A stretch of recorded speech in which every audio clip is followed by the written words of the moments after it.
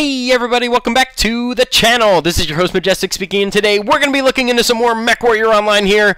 The Archer has finally made its way into the game, and it looks pretty damn sweet, if I do say so myself. And it is the last of the 4 Inner Sphere heavy mechs that PGI intended to release into the game.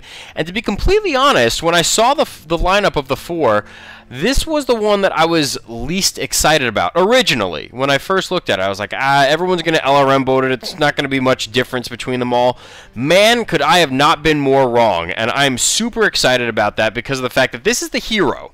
This is the Archer Tempest Hero. And I figured, you know what, especially on the hero, they're probably going to cater to like the lore, which would mean it might be, you know, all long range and so forth. They did the complete opposite. I mean, you know, I shouldn't say the opposite, but they didn't really cater to LRMs at all, you know, particularly.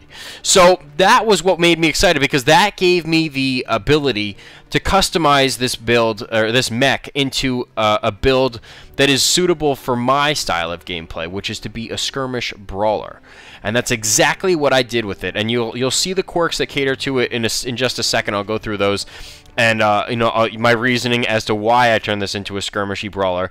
All the videos that you're going to see out there, or I shouldn't say all, I should say most of the videos you're going to see out there are going to be LRM boats. I mean, it's as simple as that, because that's what, you know, especially on the 2R, you have the LRM velocity and cooldown, velocity of 10% and cooldown of 15%. On any of the LRM, you know, selections that you choose. But this guy in particular, you know, I'll show you in just a second. It didn't say anything about LRMs. And I think that that's pretty awesome, because that literally said, okay, so yeah, we do have the LRM builds, which is traditional to the lore and so forth, but we also made it possible for you guys to turn this thing into, you know, something that you might want to play, that you might want to mess around with a little bit, and that's exactly what I did. Let's first look at the quirks on this thing. Medium laser cooldown, it's only 5%, and missile heat generation, also only 5%. 5% is 5%, ladies and gentlemen. So, you know, when I looked at it and I said, you know what, I'm going to be building this thing my way, and I saw medium lasers, I was thinking mid to short range, and missile heat generation, that applies across the board, whether it's LRMs or SRMs. So if I did want to turn this thing into a skirmish brawler, and then I'm looking at the hard points, I'm like, this is more than possible. Or, you know, this I could definitely make this thing into what I want it to be. So it has 0 ballistic, 6 energy, 3 missile, 1 AMS, and 1 ECM. This is the only variant out of all of the ones that are available that you can place that Guardian ECM on there, which I think is pretty awesome. It definitely makes it more appealing. It's definitely a great selling point. Everyone loves ECM. Why wouldn't you? So, you know, based off just that alone, you know, I'm going to go into my loadout so you guys can see exactly what I did with it. Now, with the 6 energy hardpoints, I filled those out completely with medium lasers. You know, I have 2 in each arm, and then the thing about the 3 missile hardpoints is that you can use the 2, 1 in each torso. It does have AMS, but who really gives a shit about AMS? And then you have the 1 last missile hardpoint in the center torso, but you have the choice. You could either put 2 energy, which you see I did, or 1 missile. That's the only thing that would fit. Now, I decided to go with medium lasers because I personally like to get more close and personal, and I'd rather use lasers as opposed to the missiles. Now, if you look at the location of those lasers, look at the mounts. So it's actually out on the top of the mech. They consider that the center torso, but it's actually above the cockpit, which you would think they would say would be the head, but for whatever reason, which I'm not complaining, because I think that's freaking sweet. These high mounts on the lasers, they are high, man. I played a couple rounds with this thing already, and just to see if I liked it, and the mounts are high. If you could see it, you could definitely shoot it, at least with the high mounts. And the rest of the laser hardpoints are just about in line with your cockpit. So really, you know, unless you're behind something, you know, you could see it, you could shoot it, and that's the thing that I think is pretty awesome about this thing. I put this SRM 6s with Artemis in each torso, along with 3.5 tons of ammo. So it has the 6 medium lasers, 2 SRM 6s, Guardian ECM, And because I had some extra space to work with, I actually upgraded the engine completely. It had an It had a standard 280 in there, stock, and I was able to place a standard 310 in there. So I'll go through the rest of the mech stats with you so you guys can understand a little bit more about how I outfitted it.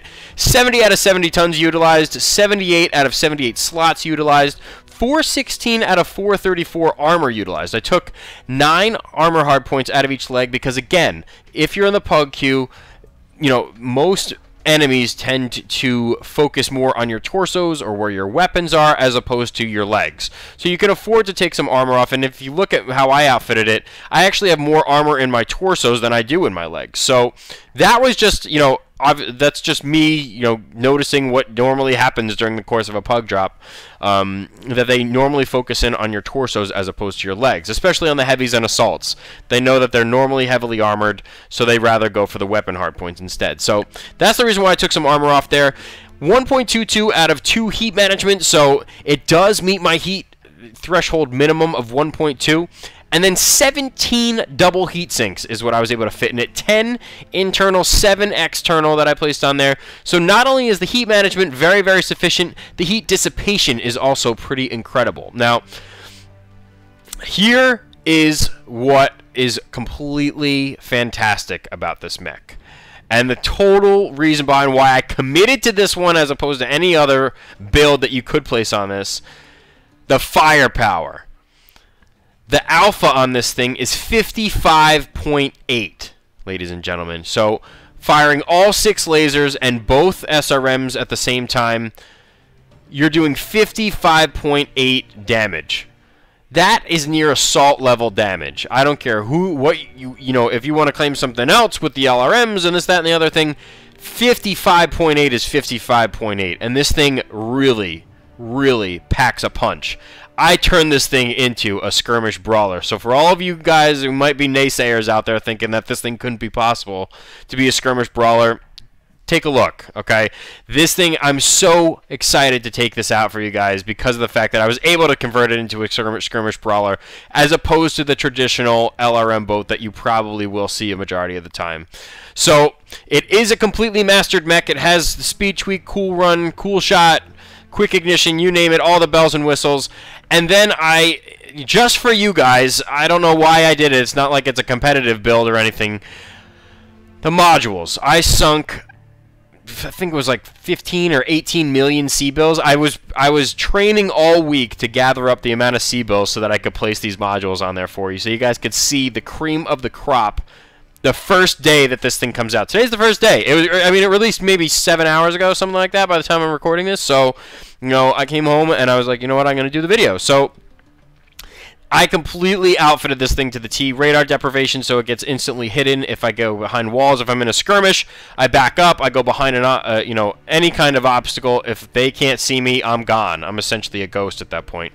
And then the 2 weapon modules that I placed on it are just medium laser range, level 5, so that it gives me a 10% bonus. And then SRM 6 range, level 5, that gives me another 10% bonus for the SRMs. And then advanced seismic sensor, so I can sense any mechs that are within 250 meters of range of a radius from me via vibrations in the ground. But I do have to be standing still in order to locate them if they are moving. And then the consumables, the cool shot 9x9, obviously, just in case I do happen to meet that heat threshold. And then the improved airstrike, you know, that's just the other consumable I wanted to throw on there as opposed to the 6. I'm pretty excited about, especially with the heat management and the dissipation that this thing is going to have. It should bring, you know, bring the thunder, if you know what I mean. So I am, you know, I'm going to drop into the queue here. We're only going to be doing 1 round of gameplay just so that you guys can get a little bit of a feel or a sense of how this thing is used out there on the battlefield, and whether or not you decide that you want to get it for yourselves. Just from the looks of it, I think it's pretty awesome that they put these decals on there, stay indoors, to indicate, you know, artillery fire, raining down missiles on your opponents and so forth. That is a pretty neat little aspect that they put on it. And, you know, it does have the AMS on there, but as I said, who gives a shit about AMS? And so I just left it as it was with the loadout that I had, filled this thing to the brim, outfitted it completely. So I hope you guys can appreciate the perspective that I'm taking with this video, as opposed to just throwing, you know, a bunch of LRMs on there, which isn't a problem. I totally understand. It's what the mech is, you know, originally built around. But that's not its only possibility. So if you guys were thinking that, like I was originally, that's not necessarily the case. This is the skirmish brawler variant of the Tempest, or of the Archer in general, so and the Tempest for that matter. So I'm super excited to take this thing out into the battlefield. I'm going to drop into the queue now. There might be some extended wait time, so I'm actually going to pan out from the garage here into the game so that we aren't waiting, because if you look at the queue, 60% are in their heavies right now, and then the rest is scattered between the other 3 classes, so we might be here a while. So I'm going to drop into the queue, and I'll pan it over so that you guys aren't waiting too long. Alrighty guys, here we go. Looks like we get to look at, well, first we get to look at the new map voting system first, which means that, you know, we get to select our map and the game mode that we want to play on, but it locks into place depending on which one you pick. So once you pick it, you can't change, which I think is, like, I couldn't be happier with that, because if you remember the old map voting system, which isn't that old, but it is the former map voting system where everyone was switching their choices in, like, mid-time rundown, and it just kind of got too confusing. You're like, I want to vote on this, but they want to vote on that. They're switching up their, you know, their voting so that they can increase their multiplier. Like, I don't even know what we're going to pick. And then, like, you always have to, like, hope at the last second that that it wound up picking the one that you wanted to go with. It just got too crazy. So I am pretty happy that they decided to go about it this way, where, you know, you pick a mech.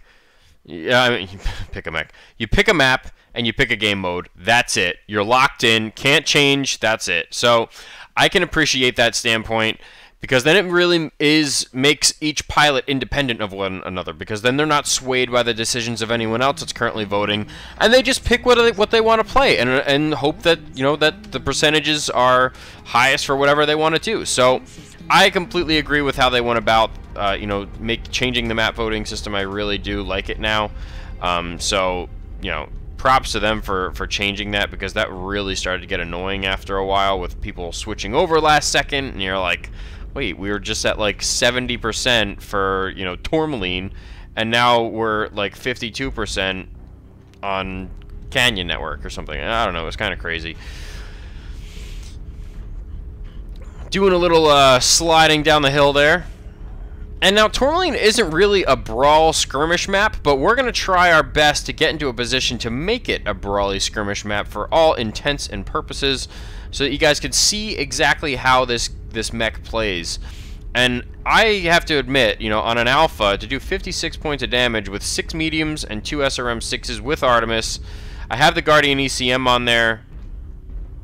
You know, that's probably one of the most beneficial things, especially now, because everyone is taking out their archers right now. It's brand new, just came out today, so, you know, obviously everyone's stacking up those LRM boats and just firing, you know. So to have ECM, at least I know that I can protect my team. So hopefully, you know, we can at least get into the right positions here. Looks like we're getting some fire from Echo 6, so if I can, I'm going to swing around here with Firestorm Clone, and hopefully we can, you know, get some fire down, get into a better position here, hopefully a closer range position. But from this angle, it doesn't look like we're going to get a closer range position.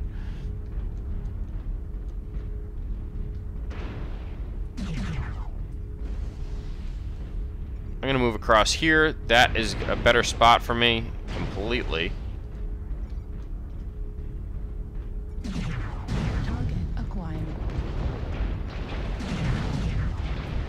Ow, ow, ow. Did not know they were there.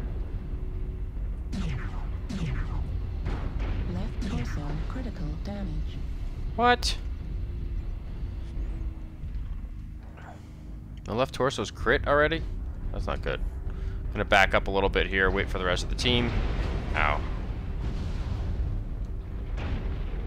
Ow, leave me alone. Preferably go around this way, I guess, now. Hopefully get a flank on them.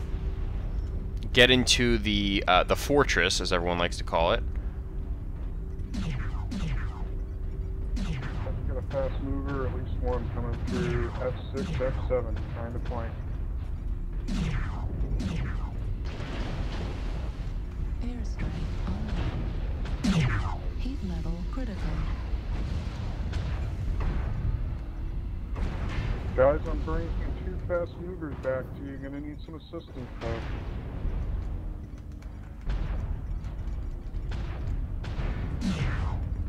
That was such a cool look with those 6 mediums going off. I really, really like how that looks. Especially the 2 over my torso, my center torso. That's like the coolest aspect of it, is like you get to lay down some fire, no one can really see them. New target. Back up, you stinking crab. Got some seismic over here. New target acquired. Get him down.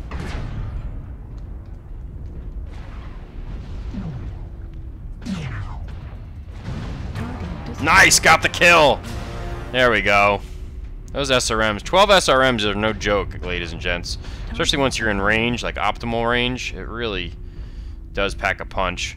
I have to be a little careful here. I know I have cord, a cord torso, and a cord center torso.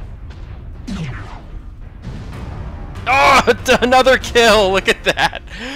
Trust me, this is all situational. I know that. I know that's probably what the first comments are going to be, is like, you were just in the right place at the right time, and you got the... Call it what you like. A kill's a kill. I'll take it. And it seems to be like the SRMs are the ones dealing the death blows here, so... Oh, a 3rd kill! Are you kidding? All 3 kills so far. This is nuts! Man. I thought I was gonna get him. Oh, no, no, no, no, no! I thought I was gonna make it just barely, but it didn't work. Excellent, excellent, excellent. So now I figured it out. I just had to get the right flanking position, and we seem to be okay now, which is fine by me. Oh boy, they're coming behind us.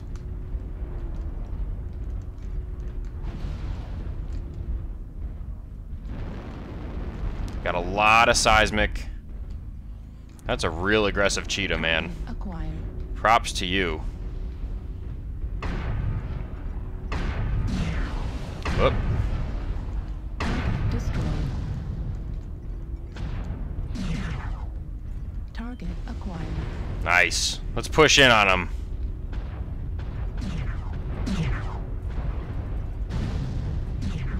Heat level critical. No! Again? Enter torso critical. Ow, ow, ow, ow, ow, ow. Back up! Airstrike coming down! New target acquired. Alright, so that... It's probably that Wolverine that was tagging me.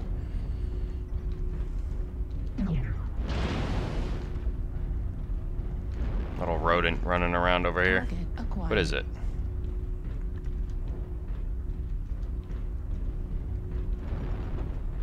Two of them. The Shadow Cat.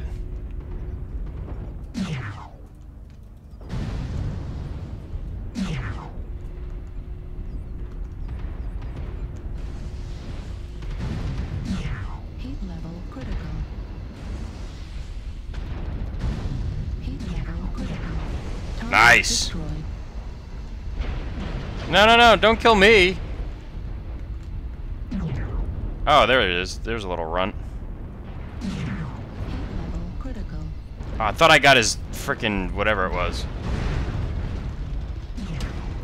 Oh, boy! What a finish. Man, that was an awesome round. It started off a little shaky. I was like, oh, man, that was horrible. But it turned out to be quite alright, didn't it? 660 damage, 3 kills, 7 assists. One time I did the most damage.